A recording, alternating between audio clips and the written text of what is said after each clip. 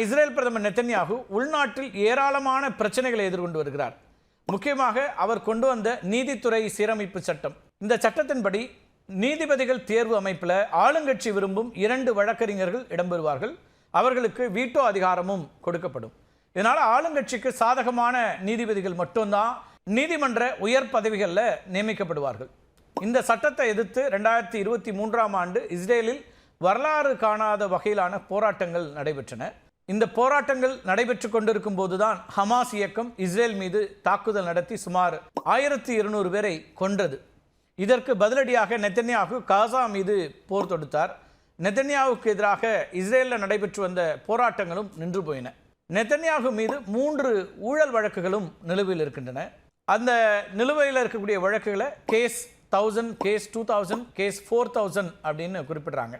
இந்த கேஸ் 1000 அப்படிங்கிறது gifts affair அப்படின்னும் அழைக்கப்படுது. நெதன்யாகுவும் அவருடைய மனைவி சாராவும் 2 தொழிலதிபர்களுக்கு சாதகமாக நடந்து கொள்ள ஏராளமான விலைமதிக்கத்தக்க பொருட்களை பரிசாக பெற்றதாக தொடரப்பட்ட வழக்கு தான் அந்த கேஸ் 1000.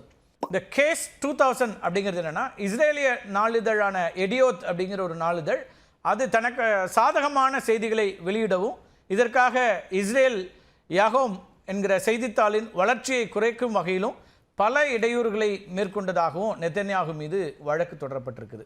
கேஸ் 3000 சப்மரைன்ஸ் அஃபேர் அப்படின்னு அழைக்கப்படுது. இந்த வழக்கில் நெத்தன்யாகு மீது நேரடியாக குற்றம் சாட்டப்படலை. ஆனாலும் அவருடைய நெருக்கமான நண்பர்களும் அமைச்சர்களும் இந்த வழக்கில் குற்றம் சாட்டப்பட்டிருக்காங்க. கேஸ் 4000 அது ரொம்ப முக்கியமாக பார்க்கப்படுது. இந்த வழக்கில் இஸ்ரேலிய தொலைத்தொடர்பு நிறுவனமாக இருக்கக்கூடிய பெசிக்கு ஒழுங்குமுறை சலுகைகளை வழங்கியதாக நெத்தன்யாகு மீது குற்றம் சாட்டப்பட்டிருக்கு. இப்படி உள்நாட்டில் மட்டுமின்றி சர்வதேச அளவிலும் நெத்தன்யாகு குற்றவாளியாக பார்க்கப்படுகிறார். சர்வதேச அளவில் என்ன சிக்கல் அப்படின்னு கேட்டிங்கன்னா, சர்வதேச குற்றவியல் நீதிமன்றம் நெத்தன்யாகுவுக்கு எதிராக போர் குற்றங்களுக்காக கைது வாரண்ட் பிறப்பிச்சிருக்கு. ஏற்கனவே காசாவில் இன அழிப்பிற்கு ஈடான செயல்களை புரிந்ததாக நெத்தன்யாகு மீது குற்றச்சாட்டுகள் முன்வைக்கப்படுகின்றன. இந்த பிரச்சனைகள் அனைத்தும் நெத்தன்யாவுக்கு அரசியல் எதிர்காலத்திற்கு ஒரு பெரிய சவாலாக மாறி இருக்குன்னே சொல்லலாம்.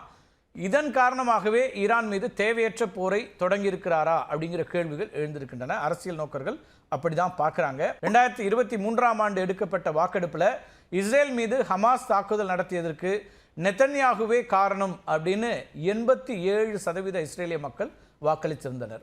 அப்போது பிரதமர் பதவியிலிருந்து நெத்தன்யாகு விலக வேண்டும் அப்படின்னு 70% பேர் வாக்களித்திருந்தார்கள். ஹமாஸ் இயக்கம் பிடித்து வைத்திருக்கக்கூடிய இஸ்ரேலியர்களை மீட்பதில் நெத்தன்யாகு அக்கறை காட்டவில்லை அப்படிங்கிறதும் அந்த நாட்டு மக்கள் முன்வைக்கக்கூடிய மிக முக்கியமான குற்றச்சாட்டுகளில் ஒன்று.